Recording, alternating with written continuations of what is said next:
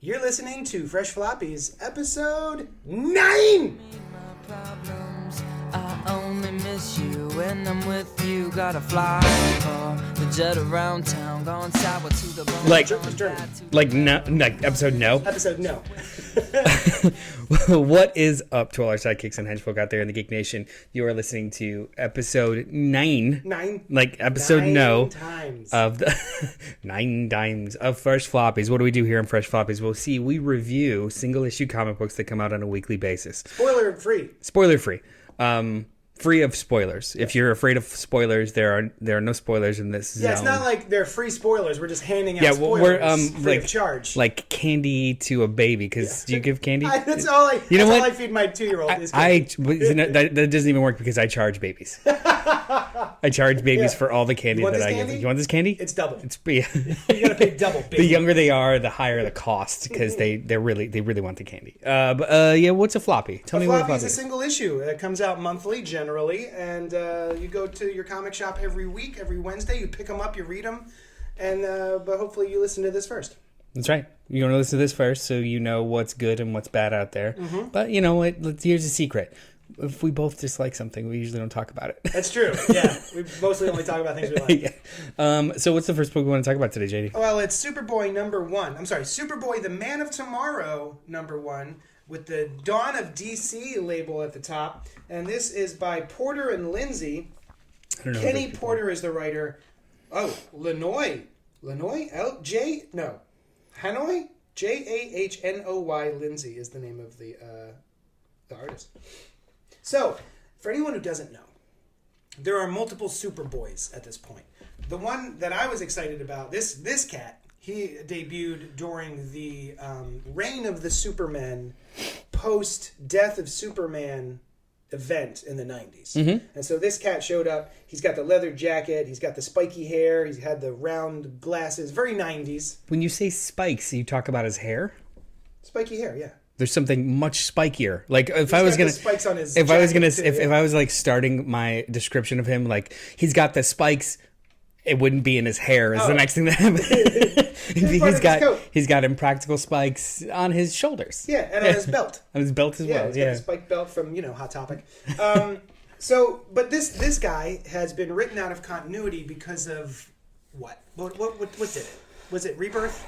New 52. New 52 destroyed him, but Bendis, in his ever-loving wisdom, wrote that away, and now this untouched by time Connor is still alive. Gotcha. Do you remember that? No.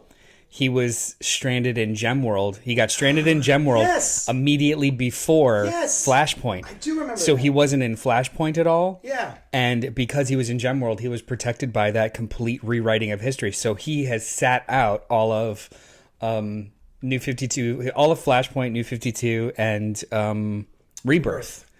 Wow. Yeah, he lived outside of continuity. And the only reason why some people remember him is because their paths were so crossed. So like Tim Drake remembered him when he saw him, but some other members of Teen Titans didn't. Yeah. Superman kind of doesn't really, almost like right out of the side of his eye. Mm-hmm.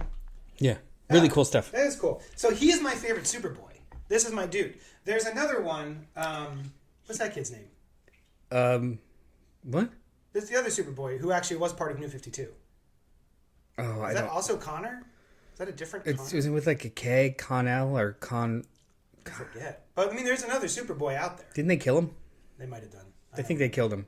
I have not spent a lot of time in the Superverse of DC. I think they killed him or retconned him or something. All of New 52 Superman and Superboy, super adjacent characters, were either killed off or just waved away. Yeah. Because even towards the end of New 52, you had that like convergence version of Superman and Lois that came and took over, something like that, while the other guy... The New 52 Superman. Yeah. Now they're all part of the same character. They're like melded. Anywho, this book. What did you think of Superboy the Man of Tomorrow? I liked that... Well, I liked the art. I thought the art was cute. I don't know the ages of all these characters because they all look the same, but it was still like functional, sequential storytelling, and I liked how this artist, who I'd never heard of before, handled action. So like the second half of the book, all the action in it. I actually really liked it. There's a couple of parts where a villain gets in his mind, the way that they deal with kind of like flashbacks. I dig it. I dug it. But I also struggle to care. Yeah, same. I was really excited for this. This is like the one for the week for me that I was really stoked about. It's the first book I read, top of the stack. My favorite part of this book was, I think I just said it. I really liked Bendis' Young Justice. Yeah. My favorite part of this book reminded me of that, and specifically where it leaves Connor, this Superboy, without a real place. Yeah. Because there are other Superboys, there are other super family members. No one really remembers him. So they're kind of treating him with kid gloves, and he lives on the farm with Pa and Ma Kent because they were the only people that actually truly remembered him and welcomed him to stay. So like, I like that dynamic, the idea of this kid being lost in a man out of time, which is perfect for comics. Yeah. But all of the story mechanics around it, I just didn't care. Yeah, I didn't care. Like, all the stuff you were talking about, like his place in the DC universe, I was interested in that. Yeah. And then he's like, hey, find me. He goes to Kal-X, who is a Superman robot in the Fortress of Solitude. Like, hey, find me an emergency off-world. So he goes to another world that he never been to, using a transport device that may or may not fail, which it probably will. Yeah. And he comes across the Dominators, who Dominators. are also cloning people, superheroes or whatever. And for those who don't know, this character, this Superboy, is a clone of both Kal-El, Superman, and Lex Luthor. Yeah. So him fighting this, like, these other clones and stuff, I didn't care about. This other planet, I didn't care about. These clones, I didn't care about. This new team that shows up, the something dumbs. What is the name of this team? Cometeers? The Cosmeteers. I was better. Ooh. Comets are better than... So yeah, I really wanted more of him in Metropolis and like figuring out his place. This book unfortunately sets up such a wonderful kind of dynamic and conflict at the beginning, and then immediately abandons it in the second act to go off world, which so there's a little addendum at the beginning. I'm not reading Action Comics right now. Yeah. For no reason other than I just got a big stack. But it says it takes place before Action Comics 151. This entire miniseries will take place before 1051. So it made me want to like, well, I prefer to like see him kind of wrestle with this conflict with his family and in the world, the interesting stuff. not the side quest of it all. So if this is going to be a miniseries of all side quests, maybe cool, maybe doing cool stuff, maybe being fun. It was weird. Like they introduced a really, really cool, fun dynamic and then immediately abandoned it, and I have a feeling we're not going to see it again until like issue 6. Yeah, after he's done with whatever this. This with the Cosmeteers. I'm sorry, I can't take that seriously. This is either going to be his new go-to villain team, or this is a bunch of heroes that he's going to join in with. I have a feeling this is the team he's going to join in with. They're at odds in the beginning, and then they'll all find common ground against the Dominators, and then he'll be part of the Cosmeteers or something. We do not get in the... it's very easy to Monday morning quarterback or like critique the book you didn't read. Yeah. Like, oh, I wish it would have. I wish it would have. I wish it would. No, that was an addendum to me saying I'm about to say a wish. Yeah. I wish they sent this Superboy to the Legion. Yeah. I want to see, because if Connor's having a crisis of conscience, he is like the one Superboy, because Jonathan went and Cal went. He's the one, and Supergirl went. Mm-hmm. He's the one Superboy who has not had to deal with. He has in his own way the legacy of Superman in regards to which lineage, Lex's or his, that is more strong, but he is the only Superboy who has not, in my recollection, been sent far-flung to actually deal with the legacy of the shit he carries. Yeah. And I think that would be super cool. Throw him with a bunch of other recognizable characters as opposed to the cosmic tier. If you're going to give him a side quest, give him one that is deeply ingrained in DC lore. I would have liked if he just was on the Teen Titans. That too. That would have been cool. Put this kid in the Teen Titans. Although he says the Man of Tomorrow. Superboy, the Man of Tomorrow. It is a... That's weird. It is a... that's an intentional title. Yeah. I guess we kind of spoiled this book. We did sort of say everything that happens, but I didn't really. None of it felt like spoilers to me. It's just all cold open. Look, I really did like the art, other than some of the facial acting that everyone looks 17. Yeah, even Superman. Yeah, I was like, is that the kid? I thought it was Jonathan no, for a second. Yeah. Like, oh no, that's Cal. But I do love the way that this artist deals with action. Like these panel layouts are really cool. I actually like this a lot. So like, I'm gonna go pretty fresh because it's a solid book. Mm-hmm. I just didn't enjoy it. Yeah. Like I didn't enjoy it the way I was hoping to. Yeah, like it was slightly arm's length of being a full on. And I don't have the history with Superboy that you do. I never really read any of that stuff. Yeah. He was also kind of like a dick when he first appeared. He was always like coming on to every single woman that he saved, and he was like his libido was nuts. He was just like constantly trying to like hit on girls and stuff. Well, this dude is no different than Jonathan in character. John Kent? Superman? Oh, sorry. No, young little guy. John Kent, the son of Kal-El. Yeah. In character, in the way that he's just nice and wants to help. He's no different. Oh, I see. He's no different in character, like in the way that he approaches problems. Like if they kept with that original and made him a little bit of a cat, a little bit of a selfish little prick, then maybe it would have been different. Yeah. I want them to differentiate these characters' struggles a little differently. Right now, they're just all a soup. Yes, exactly. Yeah. Yes. What's next on the docket? Well, we're gonna hand off. I'm gonna talk about a book I read, and you're gonna talk about a book you read. Yes. And the book that I read is the blockbuster slobber knocker. Slobber knocker. Yeah. Fisticuffs extravaganza that is Avengers Assemble Omega #1. Omega. Written by Jason Aaron, with art by Aaron Cooter, Dexter Vines, Ivan Fiorillo, Javier Garon, Jim Toe, and Alex Sinclair. This book is the culmination of 6 years and 85-ish issues of Avengers and Avengers-related titles that Jason Aaron has written. Yeah. Which I'm still towards the beginning of. I just finished volume 3. I am very happy with how this turned out. I was waiting to hear it. Good. I am an unapologetic fan of Jason Aaron's run. Yeah. Peaks and look, no one is on a book for 6 years, and it is consistently amazing. Right. Even the runs that we talk about in the highest regard had valleys. Like Jeff Johns on Green Lantern.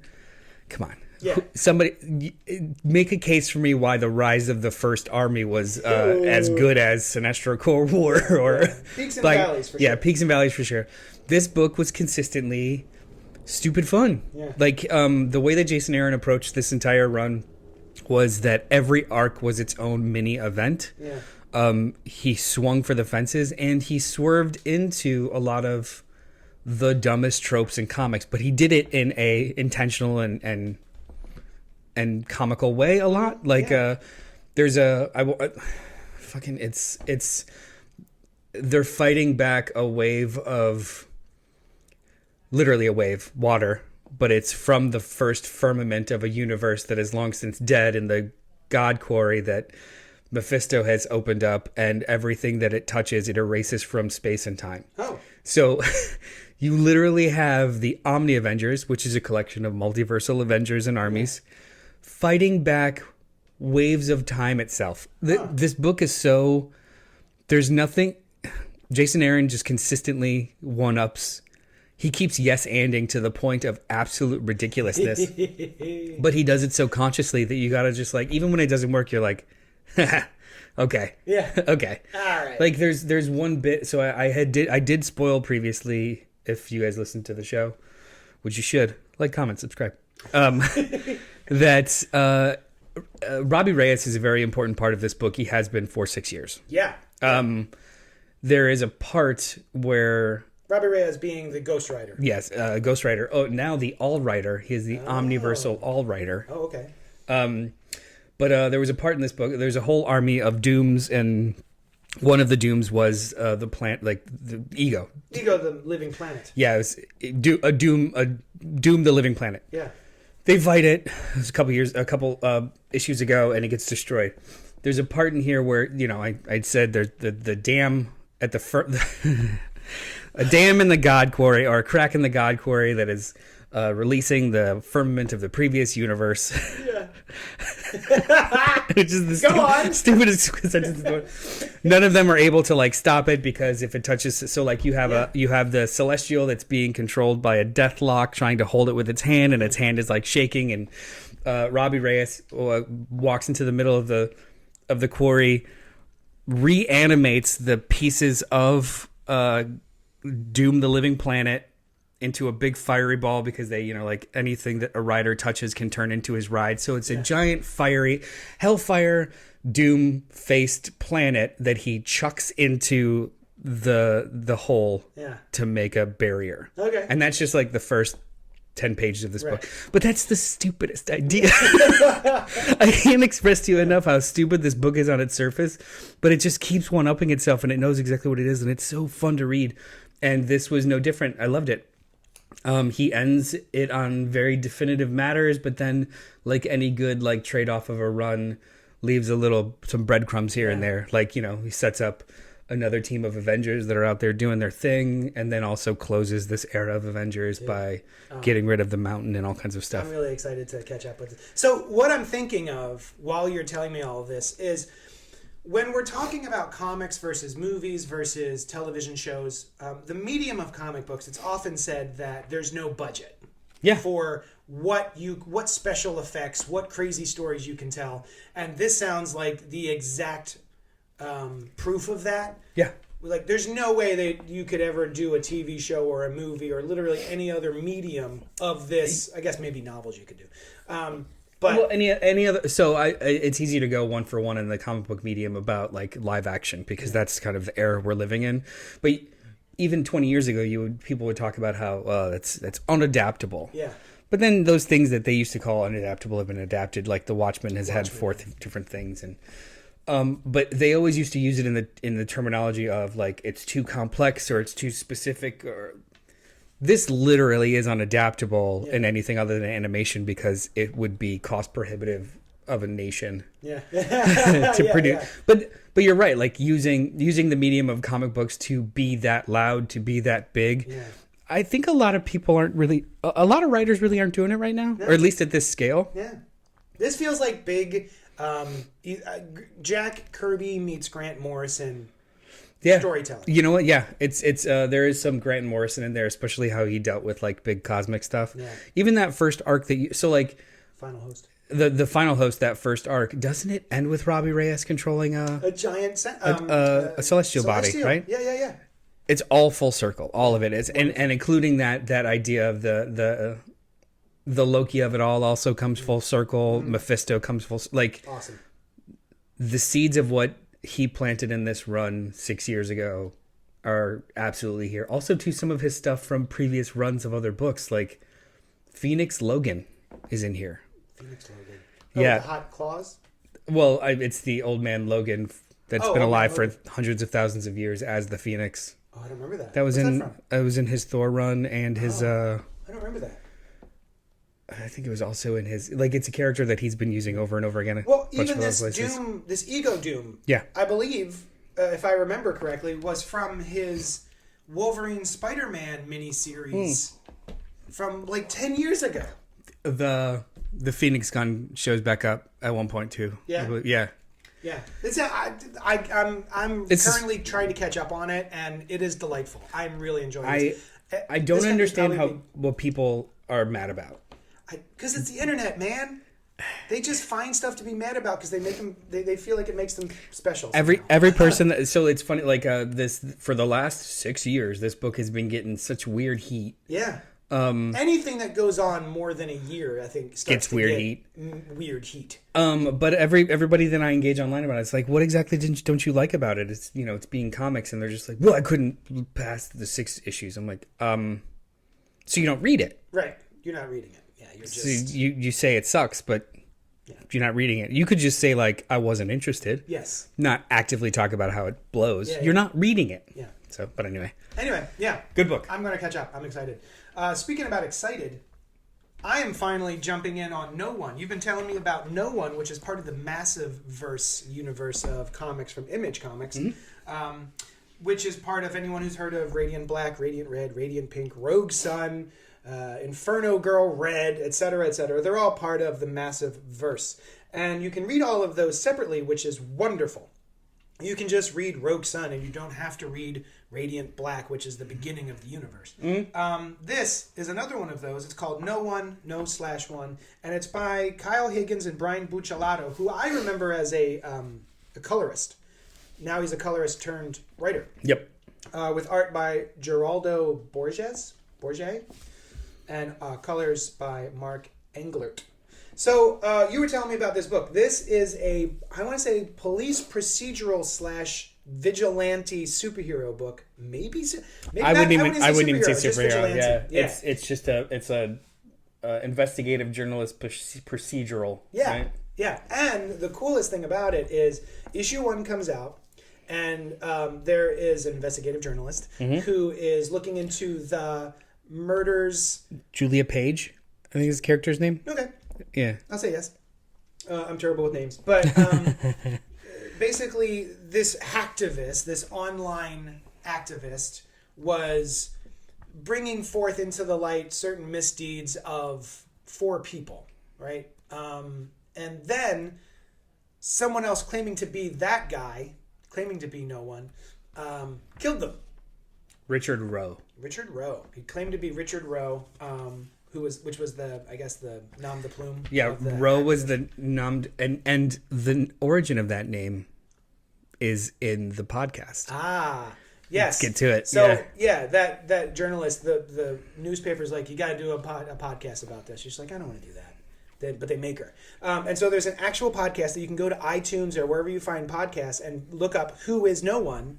And there's an actual half-hour podcast that is in the universe of this comic book, which I can't believe I haven't seen before. I listened to. So I read the first issue. I really liked it, but it was a little bit of a dense read. Yes. These books literally have like files at the end of them and character sheets. Like this is a wiki entry. A very and. It's not intense, but it's a deep read if you want to treat it as such. Yeah. So I did listen to the podcast about a week after I read the book, and holy shit, it is.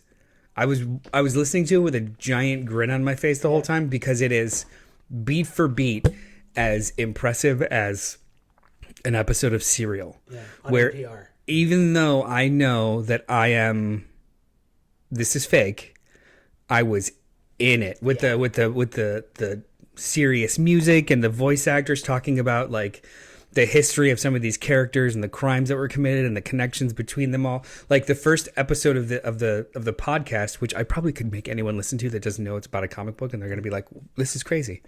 Yeah. Gives you the history of the accountability files. Yes. I think it's called. Yes, that's it. Yeah. And who No One is. There's voice recordings of No One when he sends messages, and it's creepy as hell. Yeah. And where Richard Rowe comes from, and how No One is saying he is not Richard Rowe, and vice versa. Yeah. It's good shit. Yeah, this is really good shit. And we're also dealing with the guy who claims to be behind the murders. So this hacktivist has brought forth these people who are guilty of stuff, and then someone else murders them, claiming to be the original guy. But we're not entirely sure that is the original guy. And then this guy who's now in jail awaiting trial, his dad is the chief of police. And so we're dealing with, the red tape involving that sort of thing. And then there's politics come into it with issue number 2, which is what we're actually here to talk about. And this book is great. I do agree that what you said is a dense read. But in the way that The Wire is a dense story. I kept thinking of The Wire as I was reading this, and it's really, really good. Like, I don't know if I would hand this to any superhero fan, but if you're into police procedurals, investigative journalism, sort of politicking, behind the scenes sort of stuff, very, very interesting. I can't wait. As soon as we're done here, I have to go do an errand, and I'm going to put the podcast on, which features Rachel Lee Cook, 90s star Rachel Lee Cook from... And what was that movie? Josie and the Pussycats, She's All That. Yeah, and then Patton Oswalt. Yeah, the first time I heard his voice, I was a little thrown back, but then he just kind of like soothes into it. Yeah. It's a very interesting book. It's not like What I like the most, the last thing, so I didn't read issue 2, but the last thing I'll say about these is what I like the most about this universe of books that they're creating. None of them are similar. None of them are the same. Right, they right. are all different genres. So like this massive verse is its own little kind of like pen of different genres to play in. They do not cross over with each other. It's like the Marvel universe where Spider-Man is doing his thing in New York and Miss Marvel is hanging out in Jersey City. Like they do not actually cross. Like I'm sure they'll cross at points, but these are all independent of themselves, and I kind of love it. This is superhero comics done right. Outside of the big two, Marvel yeah. and DC, like this is I think even like this is the way the big two should be handling stuff at times. But yeah, highly recommend No One. Issues 1 and 2, and then also I think the second episode of the podcast dropped today as well, right? It's either today or tomorrow. I don't really know, but I would highly suggest read the comic first. Oh yes, like because well, you know what? It really comes down to where you want your spoilers, because the first episode of the podcast does reveal kind of the twist at the last page of the first issue.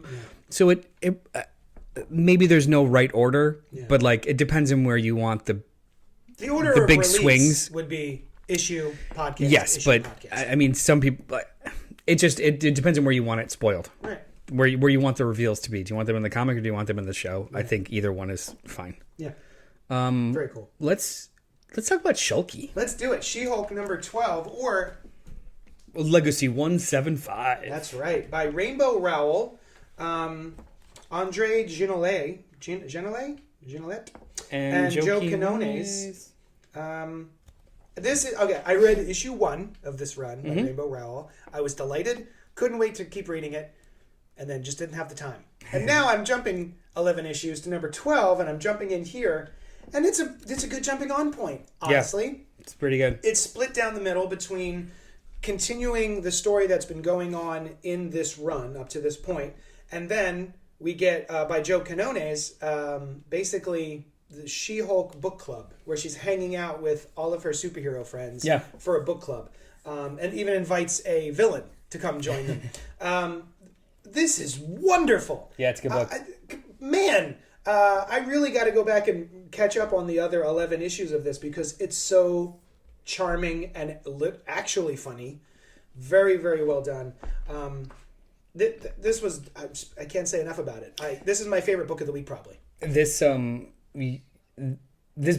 has been fantastic. This first 12 issues by Rainbow Rowell, the everything from the Jen Bartel covers to the little hints at other She-Hulk eras. It's just, this book is just great. It doesn't always have the greatest art, but there's been some fill-ins here and there of just like serviceable art. Yeah. But one that's been a problem with She-Hulk for as long as I can remember. Yeah. Even Dan Slott's run had some like rough one-off issues. Oh, for sure. Yeah. I'm making my way through it now. There's a couple. But what shines through the whole time is always just how charming and wonderful the story is. So like it's always been incredibly forgivable because you're just so into it. Jen Walters is probably one of my favorite characters. She's great. I would highly suggest anybody to pick up the trade. There's something that happens, I think in like issue 10, that is so heartbreaking. Oh no. But so well done. Oh. This book is it's a fantastic like just slice of life relationship book too. Yeah. And Jack of Hearts. Yeah, almost more so than, I mean, it is more so that than the punch 'em ups, but it's just such a good book. This is as good as Rainbow Rowell's run on Runaways, which a lot of people slept on too. I haven't read it, but I hear it's great. A lot of the volumes are like currently out of print. Yeah, they really should like reprint that either in complete collections or an omnibus if they want to. But I mean, I feel like it should be more accessible than an omnibus because they're just such good. It's all ages awesome. Yeah. You're talking about the art here. Yeah. I like this art a lot. This one's good. If you look at this, you've got a little bit of Mike Waringo. Yeah. The what's the word? He passed away about 10 years ago, maybe more. Meets a little bit of Stuart Immonen. the only thing that throws, like, I like the action, the layout, but it doesn't rub me the wrong way, but I always kind of dislike when artists choose to, like, get rid of backgrounds. It's a very anime thing that I don't really love. I didn't even notice it. Oh, I see. I mean, there's establishing shots, but then but there's a fight scene. It kind of lines. I mean, it works thematically, but it does kind of, I don't know, it always strikes me as a speedy choice as opposed to an artistic choice, which is not fair, but some of us, I have preferences, and that's kind of not one of them. But again, even if I hated this art, the story is just so engaging. I don't care. Nah, this is really fun. I really like this, and especially the last half. Man, I was cackling at the last half too, though. Like, you've got Joe Quinones just crushing, killing it. Look at this. Look at how beautiful this face. Look how beautiful this artist. Justice League International. Hitch. No, Justice League International. Oh, Maguire. Yes, Kevin Maguire, who up until this point has been the king of facial expressions, is getting a run for his money. Joe Quinones' facial expressions in this, and body language, and the acting, it's like watching a movie. It's so good. I'm watching these people have, like, if they got rid of the text boxes, I'd still be able to tell exactly what's going on and emotionally. Emotionally. This is so good. Joe Quinones of Chip Zdarsky's Howard the Duck, which I have to go back and finish. This book is great. I would tell everybody to read She-Hulk. Just start picking it up from. Yeah. This is a great jumping on point, but start at the beginning of the number trade. One. The first trade, the second trade, I think, comes out very soon. Yeah. This is a top shelf book. Actually, this is a perfect book club suggestion too. Oh, wonderful! Yeah, that reminds me. I have to put up the book club votes. So next. Oh yeah, you've got Miss Spiderman. Oh, Amazing Spider-Man. I wasn't even going to read it because I was like, you know what? Every time an issue comes out, we talk about it on Fresh Floppies. I feel like it's a go-to, though. The floppiest, the freshest, She-Hulk. Oh, yeah, super fresh. Super fresh. Amazing Spider-Man, pretty fresh. This is also really good. And John Romita Jr.'s art is even better in this issue. Mm-hmm. People have been giving him a hard time in the past 15 years. Anytime he comes up, there's like comments out the wazoo about his art sucking, and I think this book looks awesome. I think it's a great looking book, and exactly what we thought was the case seems to be the case. With story wise, with MJ. Yeah, we've got MJ kind of stuck in another dimension, and time moves differently. And Peter is abandoning all friendships and betraying all trust to just get back to her as soon as possible, which puts him in the hands of Norman Osborn. Yeah. So this is all a year ago. This is all setting up where the current status quo is, where Norman Osborn and he are colleagues. Not friends, not trusting, but definitely working closely with each other, which I don't hate. No. I just want them to not pull the rugs very quickly. Yeah. I really like reformed Norman. Yeah. I don't want that to be Same. Like, let's do this for 5 years before you make him evil again. Don't just make him evil next month. And every so often he does get an inkling of the goblin in there, you know, especially when he puts on the gold goblin suit and he's goblining around, you know. He's gobbling it up and down. Yeah. Gobbling it up and down. But I think this is continuing a really fun run. I'm really enjoying it. This is another book that seems to be getting a lot. You were talking about the Avengers getting flack. No this idea. Book gets flack. I love this book. It's so good. It's so Spider-Man. It's extremely Spider-Man. I don't understand. Yeah, I just don't get it. There's not even anything. I'll air quote this woke in this book. It's just good. I don't know. Maybe people hate John Romita Jr., but he hasn't been the exclusive artist. The main thing I can think of is people who have not gotten over the 15 or 20 years ago, One More Day, Brand New Day, where they got rid of the marriage of Mary Jane and Peter, and are still holding on to that, and they want them to get back together. It's like the Snyder Bros who hashtag under every single thing. But those people are 50 now. Yeah. Or 45. Hold on. You were at an age where you weren't so upset about it, though. I'm the same age. I just got over it. Were you super mad? Were you big mad? I was big frustrated that they the way they did it. So how quickly did you get over that because the books were good? Pretty quickly. Yeah. I went, oh, that was rough. That was a rough beginning, but I'm really enjoying these books now that they've got that out of the way. Mm-hmm. Yeah, I'm able to move on. I feel like people that like stay that big mad were at like a certain age. Like 15 years ago, we were 25, 25, 26, 27. Yeah, maybe I was a little bit more angry about anything. Mm-hmm. But if I was 35 at the time or 40 at the time, be an adult. Yeah. Relax. Exactly. And to still be mad about that. Yeah, there's still people being like, I haven't read it since Brand New Day. Then why are you commenting? Shut up. Yeah, and I see these people online in all the Facebook groups and stuff, and they look 55, 60 years old. Like, stop it. Yeah. Other people can play with toys, you jerk. Yeah. Yeah. This is pretty fresh. Yeah, I really enjoyed it. I'm going to bring up a book that is very unorthodox. It's called The Forged, written by Greg Rucka and Eric Troutman.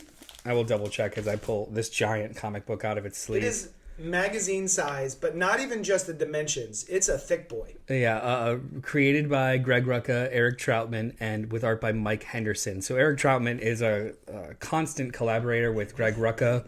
They've done tons of stuff together. He's a co-writer on Lazarus, I think, too. He does a lot of the source book stuff. So like not the main storyline, but a lot of the side stuff.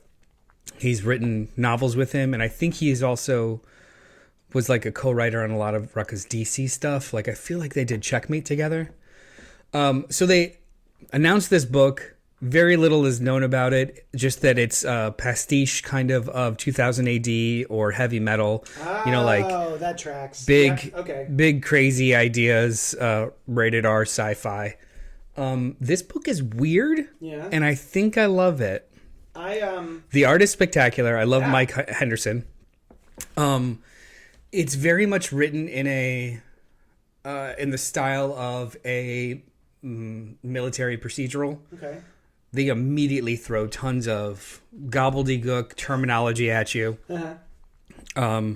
The ordinary world of this being like the Forged are genetically born, modified, created soldiers that specifically work for the Empire, which is like an empress, which is half witch, half sovereign, and her Cassandras are these like the voices of the Empress, and they look like these like glowing witches that can control minds. Like it's magic and hard sci-fi. Yeah.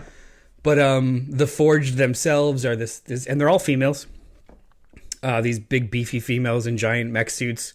Something happens to their ship, their convoy, they're stuck on this planet, and then they reveal that it's maybe they're not exactly stuck and this was a big plan and blah blah blah. But it's very much military. Like when they get stuck on the planet, they, you're listening to a couple of jarheads and mechs, but the art is great. The story is just weird enough. I don't like, and presentation's nice. Yeah, the presentation is fantastic. They are very large books. They're magazine size, but they're actually a little like wider than magazine. Yeah. This is nice, man. I wouldn't mind more books. Oh, and it's $5.99, which I would like if DC was doing this, it'd be a $9.99 book. Absolutely. And if you look in the back of each issue, not the back cover, the back of the it's text. They're actually like spec pieces and specs of armor and lineages and definitions of things. So like there's a freaking source book at the end of each issue if you really, really want to dive into the world. Mm-hmm. This is pretty meaty sci-fi. I really enjoyed it. This looks great. I read both issues. Yeah, looks like nothing. I would looking at this cover. Mm-hmm. I would never say the name Greg Rucka. No, I would say Rick Remender. Yeah. I would say Kirkman. Maybe Kirkman. Yeah. I can't believe this is a Greg Rucka book. A team of ultra-lethal Imperial vixens, a cabal of sensuous space witches, a bug stomp on a distant hell world, This looks awesome. The second issue: savage combat on a merciless moon, machinations of a mind witch. Crazy Joe disarmed. Oh no! Yeah. They disarmed Crazy Joe. Yeah. Oh, I hate when they do that. Poor Crazy Joe is constantly getting disarmed. She does not deserve both arms. Also, beef. What did you say? Oh, Beefy girls in mech suits is my new kink. Beefy soldiers in mech suits. Yeah, man. beefy lady soldiers in mech suits, and they all have their own. They all have their own like thing. This is a fun dumb book. Yeah. The art looks like, I would say, Ryan Otley meets who's the guy who was drawing Batman for the Scott Snyder run? Jorge No. Jimenez. Shoot. He was Spawn first. Oh, Capullo. Capullo. There's a little bit of Greg Capullo in there. There's Capullo But like meets the page you were just on, go back. Yeah. Look at those abs. Oh, they're oof. Genetically engineered beefy ladies. Even those little, you know how certain people pull their pants down ever so slightly, and they got those like, whatever that triangle is. Yeah, that's lovely. I don't have that. I just have I have a keg. Next up, I'm gonna talk really briefly about a book that I picked up blind called All Eight Eyes, written by Steve Fox with art by Peter Kowalski. Peter Kowalski of is that Stoko? The cover is Stoko. That's why I picked it up. I knew it. You're a Stoko fan. It's Stoko stan. It's super detailed, but at the same time very ugly. So I'm in. The art inside is not Stoko. It's Peter Kowalski, who is doing a book that I really enjoy called Evil Lies Here. The book with Kyle Starks, the horror book with Kyle Starks. I hate this place. No. Another one. That's okay. Go on. Which is gonna bother me. It's the one with the serial killers and monsters in a subdivision. Where monsters lie. Thank you. There you go. So this is a kid gets kicked out of his apartment and is in the Central Park in New York and is attacked by a big spider, saved by a homeless person, and apparently Oh my god! I actually got chills. There's a couple of parts where. And this homeless guy is just like, look, these big spiders are killing people left and right, and I've tried to get help, and no one wants to help me. And he's like, please, nobody's going to believe you. There's big spiders. And then they will show, like, scenes throughout history where these giant spiders are everywhere, and people just kind of turn a blind eye and or don't see them because they're just homeless people or just another missing kid or just a... So, as JD is, like, making weird... moves. It's an effective book. Always good making weird moves. But you know, like you said, it's an effective book. You know what's funny? I'm not afraid of spiders, but I got chills. I hate spiders. Looking at the artwork here. Yeah, like there's a lot of scenes that are just kind of like skin crawly. Yeah. He's good. Again, the book is effective. I don't know if it's good yet. Okay. Because the pacing is just shot out of a cannon. Mm-hmm. There's no real setup. It's just like, look, kid, this is what's happening. Let's go. Yeah. But for me, in order for that to work for me or to pull that off, it has to have maybe some humor or something to make you believe that this is still ridiculous. It's very straightforward, but it's also just very hand wavy. Yeah. So like if you're going to be self-serious, build a world, not just, by the way, there's giant spiders. Yeah. Let's go. Like, if you want... What does hand wavy mean? Hand wavy means I'm not going to explain it. Don't worry about it. Yada, yada. Yeah. I gotcha. Maybe that'll come later, but it just wasn't very... Like, it was all visuals, not enough meat. Gotcha. Like, it was visually effective. It was thematically effective, but I don't even know the names of these people that I'm supposed to be following. I know the dog's name. That's about it. Looks like Spuds McKenzie. Spuds McKenzie. His name is Possum. No. But yeah, there's a lot of potential in this creepy ass book, but I don't feel it yet. So I'm gonna go with Fresh Enough. Okay. And hopefully issue 2 will shock me. Yeah. Yeah. My last book is Hallow's Eve #2 from Erica Schultz and Michael Dowling, and this is a side character of Amazing Spider-Man. Ben Reilly, Peter Parker's clone, found his own redhead to fall in love with. Her name is Janine Godby, And then she, while she is in purgatory with Ben during the Dark Web miniseries that happened several months ago, is granted the ability to use these cheesy Halloween masks that turn her into the actual monster that she's putting on the mask of. So last episode, she turned into a werewolf and then tried to rob a bank, but then wound up biting or scratching the guard. Is he a werewolf? And then he becomes a werewolf. Oh, nice. So, yeah, that was a surprise to me. I was like, oh, that's kind of cool. And so now, I mean, she's a regular person. She doesn't consider herself a supervillain. She needs money so that she and Ben can, like, get away together. This is one of those things where it's like, I'm just doing what I need to do to get by and rob a bank. It's all insured anyway. That sort of, mindset. And she feels bad that she's done this to the security guard who is now hiding out and terrified. And so she's trying to find him, to help him, et cetera, et cetera. And it's just a really nice little miniseries. This is a really fun side character. The art looks great. That continues some of the Beyond stuff from Spider-Man Beyond, which was the Ben Reilly arc. I think this is delightful. I really like this. Who's that artist? This is Michael Dowling.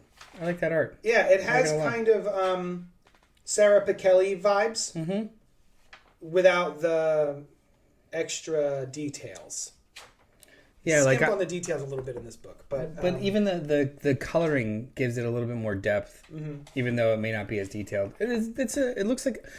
Let's just say I'm surprised at how strong it looks for being a side issue of a side character of a side story that isn't current anymore. Yeah, I am also surprised. Yep, Brian Reber is the colorist. Yeah, it looks impressive. Yeah, this is really fun. I really like this. I'm glad that we're getting to continue some of the Beyond storyline. Like, what's her name? Danger?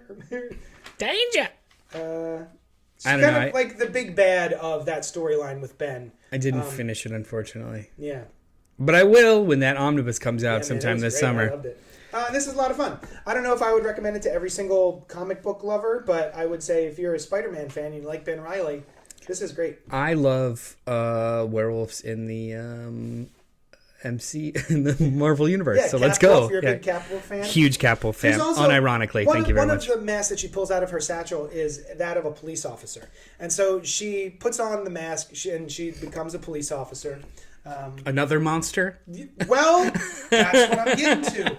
She is on the bus with some people of color, and everyone's staring at her, and she's like, oh my God, they recognize me.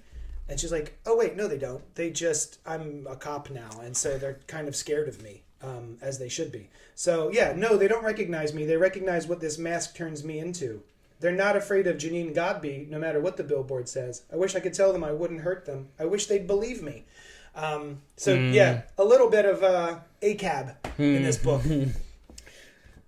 Woke. Yeah, it's pretty woke. So we went it along because we talked about 1,000 books, but make sure if you liked anything we talked about today, tell your local comic shop, I want to read that. Yeah. But until next week, you can find us tonight live, YouTube, Twitch, Facebook, wherever you view us live, at the CultPop Podcast, where we're going to be talking about something. Mandalorian. This week or next week? I thought it was tonight. You got to watch it tonight no matter what. Watch it today. Today, no matter what. Yeah. And then maybe it'll be next week's episode, maybe this week's episode. Oh, okay. Because we might talk about Superman. We don't know. Yeah. Join us. Just join us tonight. There's so many topics we haven't even decided. Yeah. That's how rife with content we are. Just lousy with content ideas. But either way, join us every Wednesday live at 8 p.m. Eastern Standard Time, and or watch us afterwards wherever you find podcasts on our YouTube channel. Yeah, 8:30. I said 8:30. Or comment, subscribe. Comics, we're here. Where can people find you? Email us at cultpopgo@gmail.com. Let us know what your freshest floppies are this week. And you can also tweet at us at CultPopGo. And then come to my comic shop, JD's Hero Complex, 4327 Main Street, Philadelphia, PA 19127. That's the jam. All right. Let's say goodbye, everybody. Goodbye! That I wish I was dead. Breathing up in my chest and I'm pulling through my head. So low that I wish I was dead.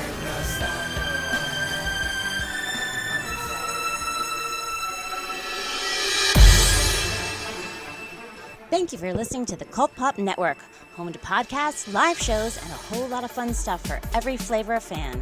Follow us wherever you find your favorite podcasts, and be sure to join us live every Wednesday night at youtube.com/CultPopGo at 8 p.m. Eastern. While you're there, be sure to subscribe to the channel and hit the bell icon so you'll know when we drop new Thunder Rounds and episodes of Fresh Floppies, a spoiler-free show about single-issue comics released each week. Until then, we'll talk at you later.